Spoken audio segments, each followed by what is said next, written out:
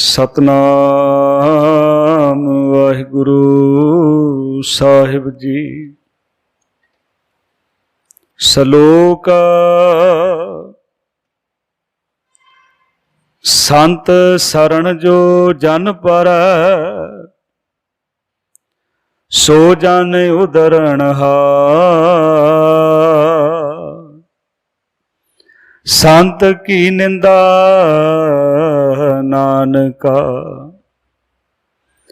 बहुर बहुर अवतार। वाहिगुरु जी का खालसा वाहिगुरु जी की फतेह। गुरु प्यारी साध संगत जी, आप जी अति वडभागे हो जो कि नित कर्म अनुसार सतगुरां दे पावन चरनां विच हाजरियां भर के सतगुरु जी वल्लों बख्शिया होया अमोलक मनुखा जन्म सफल करन दा सफल यतन कर रहे हो। सतगुरु जी की किरपा नाल लड़ीवार चल रही श्री सुखमनी साहिब जी की पावन बाणी की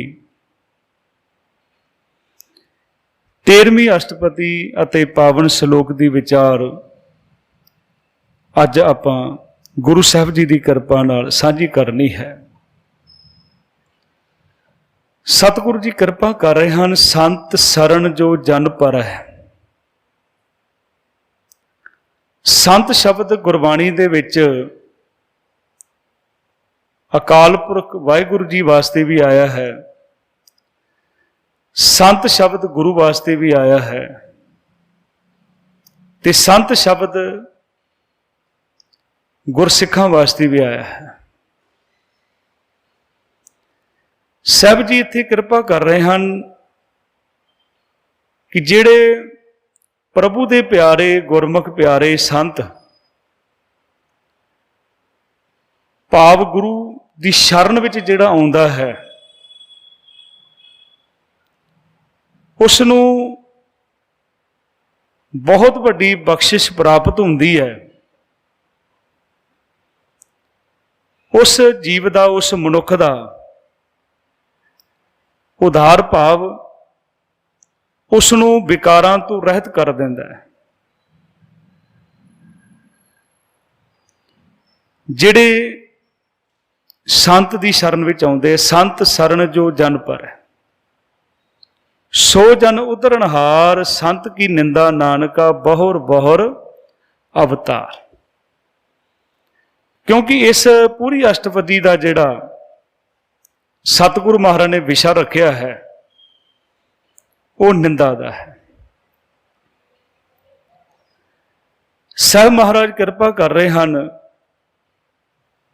कि जिहड़ा मनुख वो संत जन की निंदा करता है वो बार बार जन्म मरण के चक्कर विच पिया रहता है।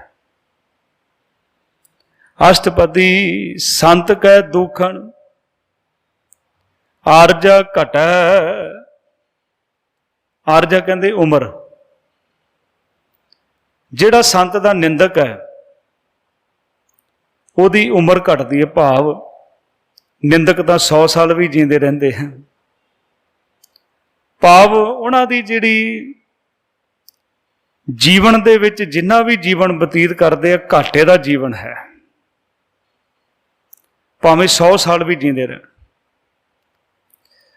किसी अदीब ने बहुत सोहना लिखिया 100 वर्ष का जीना भी विकार का जीना है। 2 वर्ष जिया होता किस करके जिया होता। भाव उहदी उम्र भाव कि जिन्नी उम्र बतीत करदा है घाटे दी है। संत कै दुखण आरजा घटै। संत कै दुखण जम ते नहीं छूटै। जमा तो नहीं छुटदा जिहड़ा संत दा निंदक है। संत कै दुखण सुख सब जाए।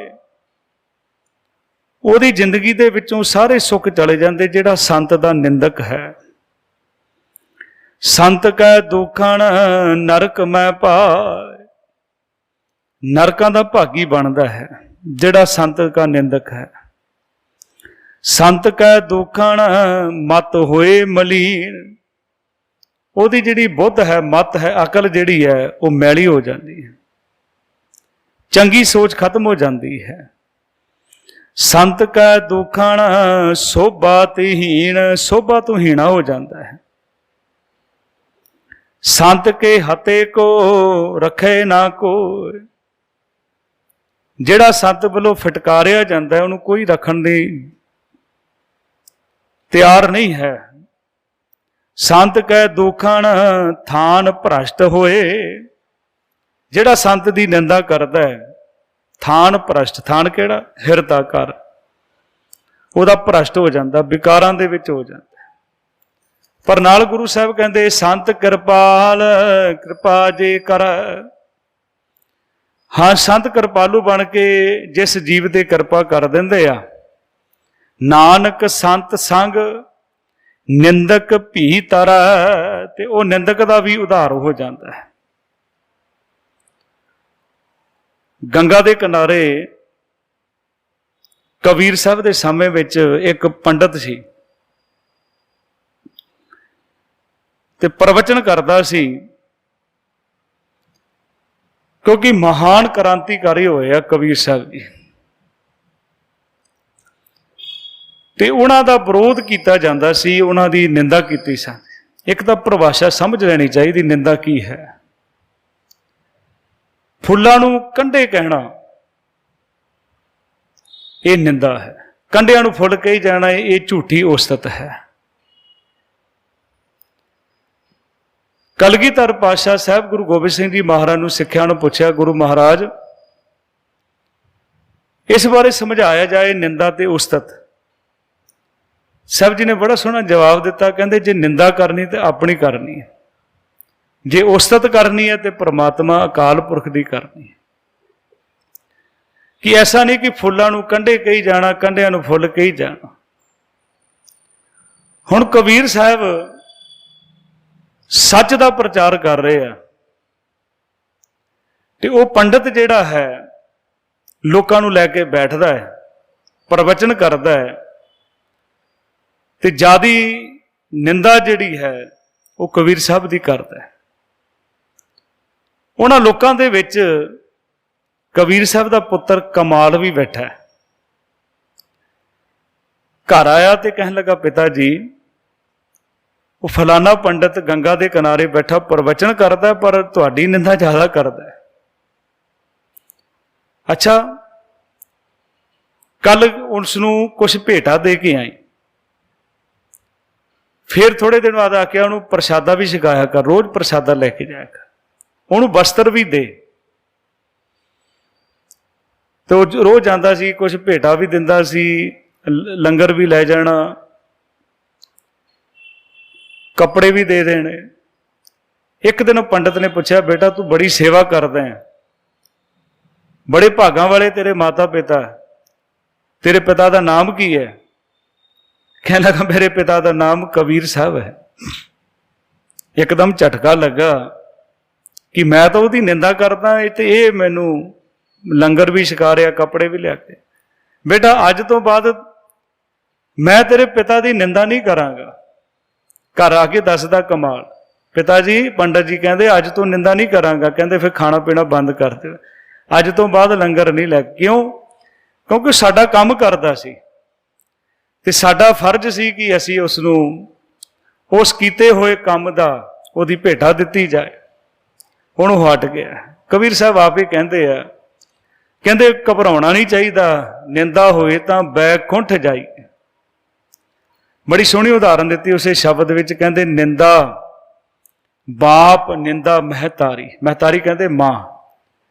4-5 ਸਾਲ ਮਾਂ ਗੰਦ ਚੁੱਕਦੀ ਹੱਥਾਂ ਦੇ ਨਾਲ, ਤੇ ਜਿਹੜਾ ਨਿੰਦਕ ਹੈ ਮੂੰਹ ਦੇ ਨਾਲ ਚੁੱਕਦਾ। ਤੇ ਸਤਿਗੁਰੂ ਮਹਾਰਾਜ ਕਹਿੰਦੇ, ਭਾਈ ਨਿੰਦਾ ਭਲੀ ਕਿਸੀ ਕੀ ਨਾਹੀ, ਮਨਮੁਖ ਮੁਗਧ ਕਰਨ। ਪਰ ਹਾਂ, ਜੇ ਉਹਦੀ ਸ਼ਰਨ ਵਿੱਚ ਚਲੇ ਜਾਈਏ ਜਿਹਦੀ ਨਿੰਦਾ ਕਰ ਰਹੇ ਆ। ਤੇ ਕਹਿੰਦੇ ਸੰਤ ਕਿਰਪਾਲ ਕਿਰਪਾ ਜੇ ਕਰੈ, ਨਾਨਕ ਸੰਤ ਸੰਗ ਨਿੰਦਕ ਵੀ ਤਰੈ। ਸੰਤ ਕੈ ਦੁਖਣ ਤੇ ਮੁਖ ਭਵੈ। ਕਹਿੰਦੇ ਸਾਰੇ ਲੋਕ ਉਹ ਤੋਂ ਮੂੰਹ ਪਵਾ ਲੈਂਦੇ ਆ। ਸੰਤਨ ਕੈ ਦੁਖਣ ਕਾਗ ਜਿਉ ਲਵੈ। ਉਹ ਕਾਂ ਵਾਂਗਰ ਲਿਓ ਲਿਓ ਕਰਦਾ ਫਿਰਦਾ। ਸੰਤਨ ਕੈ ਦੁਖਣ ਸਰਪ ਜੋਣ ਪਾਏ। ਸੱਪ ਦੀ ਜੋਣ ਵਿੱਚ ਪੈਂਦਾ ਹੈ, ਭਾਵ ਅੰਦਰ ਸੱਪ ਤੋਂ ਹੁਣ ਸਾਰੀ ਉਮਰ ਜ਼ਹਿਰ ਇਕੱਠੀ ਕਰਦਾ ਹੈ, ਤੇ ਨਿੰਦਕ ਵੀ ਜ਼ਹਿਰ ਇਕੱਠੀ ਕਰ ਰਿਹਾ ਹੈ। ਸੰਤਨ ਕੈ ਦੁਖਣ ਧ੍ਰਿਗ ਜੋਣ ਕਿਰਮਾਏ। ਟੇਢੀਆਂ ਜੋਨੀਆਂ ਕੀੜੇ ਮਕੌੜੇ ਬਣਦਾ ਹੈ ਜਿਹੜਾ ਸੰਤ ਦੀ ਨਿੰਦਾ ਕਰਦਾ ਹੈ। ਸੰਤਨ ਕੈ ਦੁਖਣ, ਸੰਤ ਦੀ ਨਿੰਦਾ ਕਰਨ ਵਾਲਾ ਤ੍ਰਿਸ਼ਨਾ ਮੈਂ ਜਲੇ। ਉਹ ਤ੍ਰਿਸ਼ਨਾ ਦੇ ਵਿੱਚ ਹੀ ਸੜਦਾ ਰਹਿੰਦਾ ਹੈ। ਸੰਤ ਕੈ ਦੁਖਣ ਸਭ ਕੋ ਛਲੈ। ਤੇ ਜਿਹੜਾ ਸੰਤ ਦੀ ਨਿੰਦਾ ਕਰਦਾ ਹੈ ਉਹ ਸਾਰਿਆਂ ਲੋਕਾਂ ਨੂੰ ਛਲਦਾ ਫਿਰਦਾ ਹੈ, ਕਿਸੇ ਤਰ੍ਹਾਂ ਕਪਟ ਕਰਕੇ ਛਲ ਕਰਕੇ ਧਨ ਇਕੱਠਾ ਕਰਦਾ ਹੈ। ਸੰਤਨ ਕੈ ਦੁਖਣ, ਜਿਹੜਾ ਸੰਤ ਦਾ ਨਿੰਦਕ ਹੈ, ਤੇਜ ਸਭ ਜਾਏ, ਉਹਦੀ ਤਾਕਤ ਸਾਰੀ ਚਲੇ ਜਾਂਦੀ ਹੈ। ਸੰਤ ਕੈ ਦੁਖਣ ਨੀਚ ਨਚਾਏ, ਉਹ ਨੀਵਿਆਂ ਤੋਂ ਮਹਾ ਨੀਚ ਹੈ। ਸੰਤ ਦੋਖੀ ਕਾ ਥਾਉ ਕੋ ਨਾਹੇ, ਉਹਨੂੰ ਕਿਤੇ ਟਿਕਾਣਾ ਨਹੀਂ ਹੈ। ਹਾਂ, ਗੁਰੂ ਸਾਹਿਬ ਕਹਿੰਦੇ ਹਨ, ਪਰ ਨਾਨਕ ਸੰਤ ਭਾਵੈ ਤਾਂ ਉਹ ਭੀ ਗਤ ਪਾਹੇ। ਤੇ ਫਿਰ ਜੇ ਨਿੰਦਾ ਕਰਨ ਵਾਲਾ ਸੰਤ ਦੀ ਸ਼ਰਨ ਵਿੱਚ ਚਲੇ ਜਾਏ ਤੇ ਉਹਦਾ ਵੀ ਉਧਾਰ ਹੋ ਜਾਂਦਾ ਹੈ। ਸੰਤ ਕਾ ਨਿੰਦਕ ਮਹਾ ਅਤ ਤਾਈ, ਕਹਿੰਦੇ ਅੱਤ ਚੁੱਕ ਲੈਂਦਾ ਹੈ, ਅੱਤ ਚੁੱਕੀ ਫਿਰਦਾ ਹੈ, ਮਹਾ ਅਤ ਤਾਈ ਬਣ ਜਾਂਦਾ। ਸੰਤ ਕਾ ਨਿੰਦਕ ਖਿਨ ਟਿਕਣ ਨਾ ਪਾਈ, ਇੱਕ ਖਿਨ ਵੀ ਨਹੀਂ ਟਿਕਦਾ, ਸੋਚਦਾ ਰਹਿੰਦਾ ਹੈ। ਸੰਤ ਕਾ ਨਿੰਦਕ ਮਹਾ ਹਥਿਆਰਾ, ਇੱਕ ਤਾਂ ਹਥਿਆਰਾ ਹੁੰਦਾ ਨਾ ਜਿਹੜਾ ਕਿਸੇ ਨੂੰ ਮਾਰਦਾ ਹੈ, ਪਰ ਜਿਹੜਾ ਸੰਤ ਦਾ ਨਿੰਦਕ ਹੈ ਉਹ ਆਪਣੇ ਆਪ ਨੂੰ ਖਤਮ ਕਰ ਲੈਂਦਾ, ਤੇ ਉਹ ਮਹਾ ਹਥਿਆਰਾ ਹੋ ਗਿਆ ਨਾ। ਗੁਰੂ ਮਹਾਰਾਜ ਕਹਿੰਦੇ ਆਤਮ ਘਾਤੀ ਹੈ। ਆਪਣਾ ਘਾਣ ਕਰਨਾ, ਆਪਣੀ ਖੁਦਕੁਸ਼ੀ ਕਰ ਲੈਣੀ, ਉਸ ਤੋਂ ਵੱਡਾ ਪਾਪ ਹੈ। ਇੱਕ ਹਥਿਆਰਾ ਮਹਾ ਹਥਿਆਰਾ ਹੈ। ਸੰਤ ਕਾ ਨਿੰਦਕ ਮਹਾ ਹਥਿਆਰਾ, ਸੰਤ ਕਾ ਨਿੰਦਕ ਪਰਮੇਸ਼ਵਰ ਮਹਾਰਾ, ਉਹਦਾ ਆਤਮਿਕ ਜੀਵਨ ਹੀ ਖਤਮ ਹੋ ਜਾਂਦਾ। ਸੰਤ ਕਾ ਨਿੰਦਕ ਰਾਜ ਤੇ ਹੀਣ, ਭਾਵ ਜੀਵਨ ਦੇ ਵਿੱਚ ਕੋਈ ਪ੍ਰਾਪਤੀ ਨਹੀਂ ਹੈ, ਕੋਈ ਸੁੱਖ ਨਹੀਂ ਹੈ। ਸੰਤ ਕਾ ਨਿੰਦਕ ਦੁਖੀਆ ਅਰ ਦੀਨ ਅਰ, ਕਹਿੰਦੇ ਅਤੇ ਸੰਤ ਕਾ ਨਿੰਦਕ ਜਿਹੜਾ ਹੈ ਹਮੇਸ਼ਾ ਦੁਖੀ ਰਹਿੰਦਾ ਹੈ ਅਰ ਕੰਗਾਲ ਰਹਿੰਦਾ। ਦੀਨ ਦਾ ਅਰਥ ਹੁੰਦਾ ਕੰਗਾਲ। ਸੰਤ ਕੇ ਨਿੰਦਕ ਕੋ ਸਰਬ ਰੋਗ, ਸਾਰੀਆਂ ਬਿਮਾਰੀਆਂ ਉਹਨੂੰ ਚਿੰਬੜ ਜਾਂਦੀਆਂ। ਸੰਤ ਕੇ ਨਿੰਦਕ ਕੋ ਸਦਾ ਵਿਜੋਗ, ਜਿਹੜਾ ਸੰਤ ਦੀ ਨਿੰਦਾ ਕਰਦਾ ਹੈ, ਵਿਜੋਗ ਦਾ ਅਰਥ ਹੁੰਦਾ ਵਿਛੋੜਾ, ਉਹਦਾ ਪਰਮਾਤਮਾ ਦੇ ਨਾਲ ਵਿਛੋੜਾ ਬਣਿਆ ਰਹਿੰਦਾ ਹੈ। ਸੰਤ ਕੀ ਨਿੰਦਾ ਦੋਖ ਮੈਂ ਦੋਖ, ਇਹ ਵੱਡੇ ਦੁੱਖਾਂ ਦੇ ਵਿੱਚ ਦੋਖ ਹੈ। ਨਾਨਕ ਸੰਤ ਭਾਵੈ ਤਾਂ ਉਸ ਕਾ ਭੀ ਹੋਏ ਮੋਖ, ਹਾਂ ਉਹਦੀ ਮੁਕਤੀ ਵੀ ਹੋ ਸਕਦੀ ਹੈ। ਕਦੋਂ? ਜੇ ਸੰਤ ਨੂੰ ਭਾ ਜਾਏ।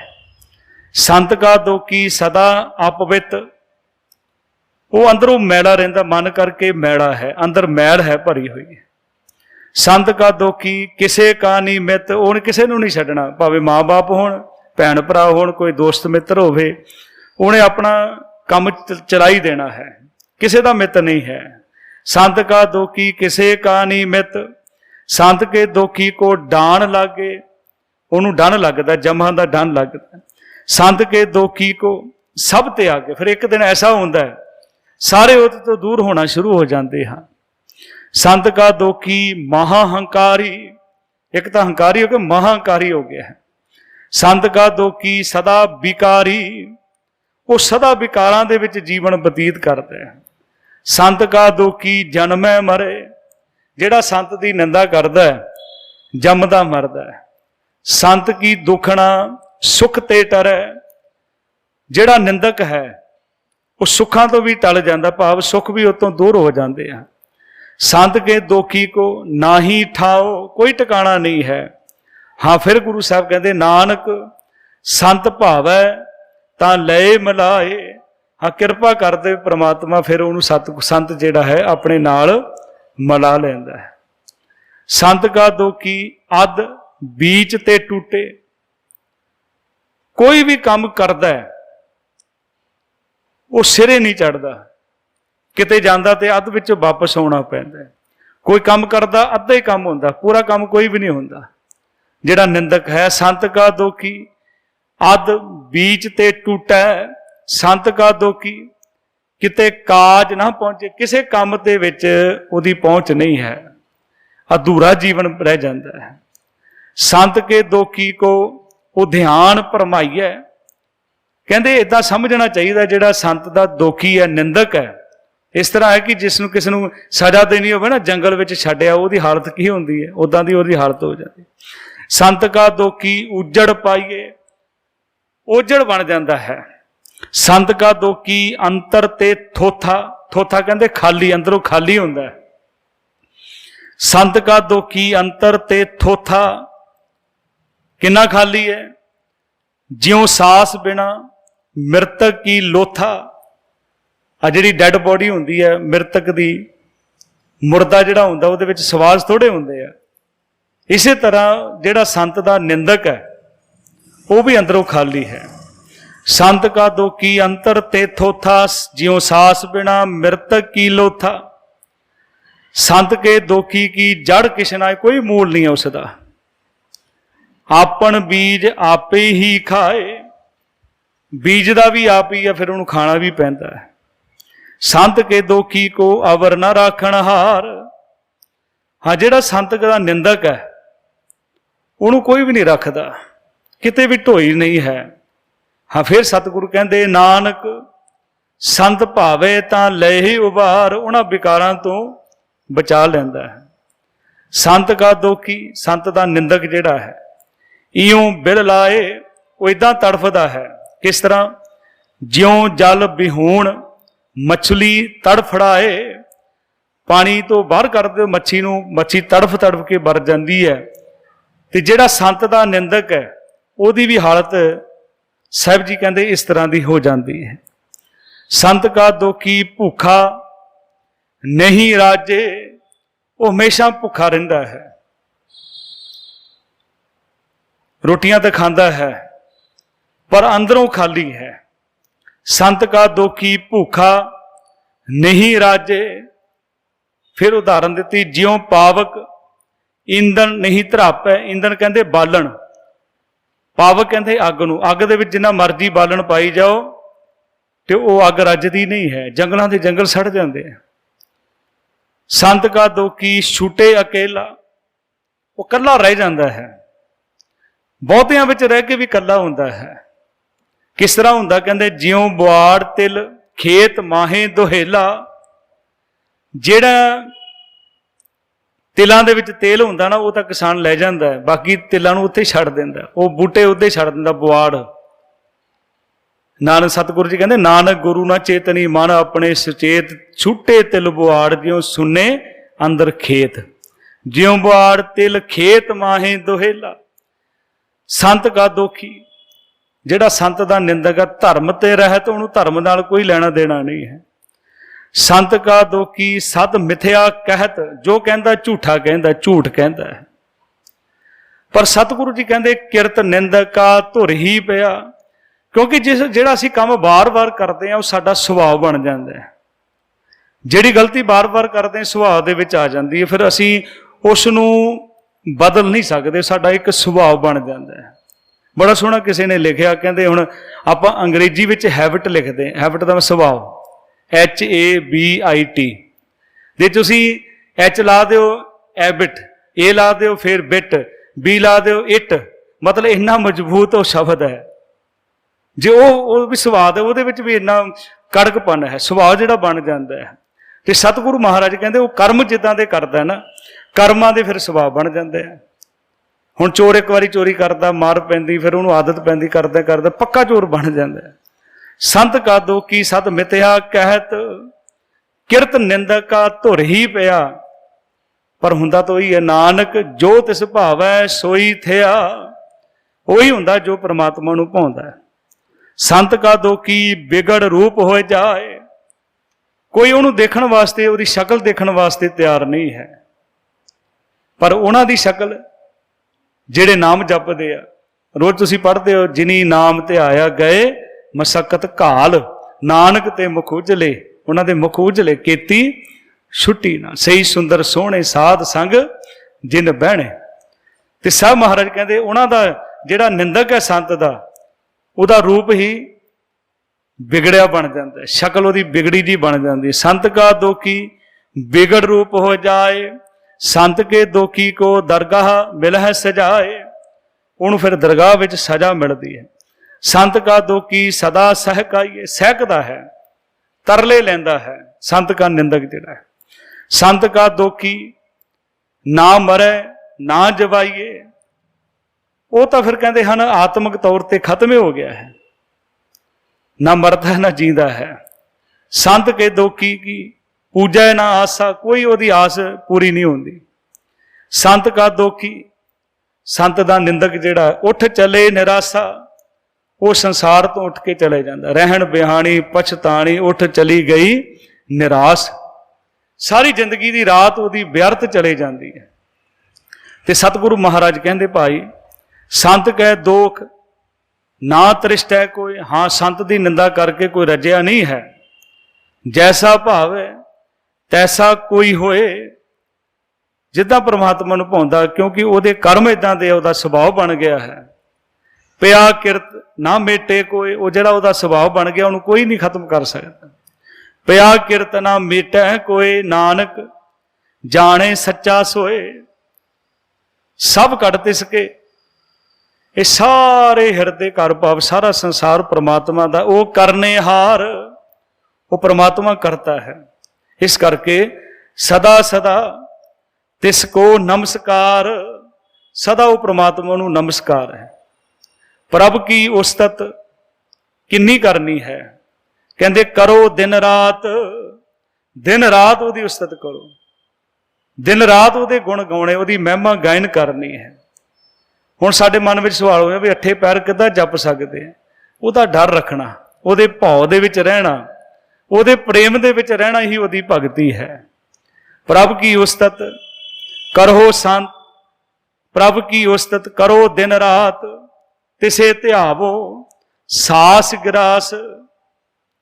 कई इहदा अर्थ करदे ग्रास कहंदे ग्राही खांदे आ, पर प्रोफैसर साहब सिंह जी ने इहदा अर्थ कीता कि असीं सवास जिहड़ा लै रहे हां ते दूसरा छड्ड रहे हां। तिसे ध्यावो सास ग्रास, सब कुछ वरते तिसका किया, जो भी हो रहा वो परमात्मा का कीता है। जैसा करे तैसा को थिया, जिदा परमात्मा करता है उस तरह ही होंदा है। अपना खेल आप करने हार, ये सारा तमाशा परमात्मा दे ते आप करने वाला। दूसर कौन कहे विचार, असी की विचार दस सकते हैं, असी अलायदा हो ही नहीं सकते, ना साड़ी कोई सोच उदां दी है, परमात्मा ही करने वाला। दूसर कौन कहे विचार, जिसनों कृपा करे तिस आपन नाम दे। हाँ, सतगुरु कहते जिन्हों कृपा करके अपना नाम दिंदा है, बड़ भागी नानक जन से। वो जीव जेड़े आ, मनुख जेड़े आ, वो बड़े भागां वाले बन जाते जिन्हां दे परमात्मा नाम की दात दिंदा है। कोई कहेगा ना बहुत बड़े भागां वाला है, देखो इहदे कोल किड्डा वड्डा मकान है, किन्ने भागां वाला, कितना सोहना परिवार इसदा है, किन्ने बड़े भागां वाला। असीं यही सोचते, साडा सोचण दा नज़रिया यही है, इहदे कोल किन्ना धन, किन्ने बड़े भागां वाला है, किन्ने इहदे भैण भरा चंगे आ, किन्ने भागां वाला है, समाज विच किन्नी इज्जत है, किन्ने भागां वाला है। पर सतगुरु कहते भाई जिस नाम हृदय सोई वड राजा। वडभागी तो वह है, वडभागी ते जन जग माहे, सदा सदा हर के गुण गाए। वडभागी संसार दे विच वह है जिहड़ा परमात्मा दे गुण गाउंदा है, क्योंकि जिदन ये परमात्मा दे नाम की वस्तु मिल जाती है तो उदन जीवन बदल जाता है। सतगुरु कहते सभे थोक प्राप्त जे आवे एक हथ, कि वो परमात्मा का नाम। तो इस करके सानू कहते मेरे मन एकस स्यों चितलाए, एकस बिन सब तंद है, सब मिथ्या मोह माए। बड़े भागां वाला वो है, किरपा उहदे उपर परमात्मा दी है। महाराजा रणजीत सिंह जिस वेले राज शुरू किया अपना, तो कहते एक महापुरुष बाबा साहब सिंह जी बेदी आए तो उन्होंने कोलों अरदास कराई, फिर अपना दस रहा देखो मेरे को इन्ना खजाना पूरा कुछ दिखाया, इन्ने हथियार, इन्नियां फौजां, इन्ने घोड़े, इन्ने हाथी। नाल ये भी कही जा रहा परमात्मा की बड़ी किरपा है, बड़ा मैं भागा वाला हाँ, परमात्मा ने मैनू राज दिता है, मेरी बड़ी किरपा है।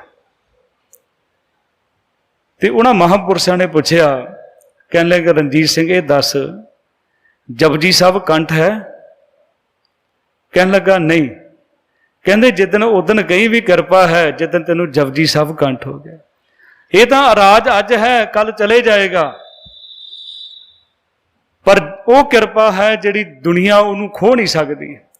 वो बड़े भागां वाला उदन तू बनेगा जिदन तेरे कोल परमात्मा का नाम होएगा। साहब जी कह रहे ना इत्थे, कहते जिसनों कृपा करे तिस आपन नाम दे वडभागी, नानक जन से। वो बड़े भागां वाले है।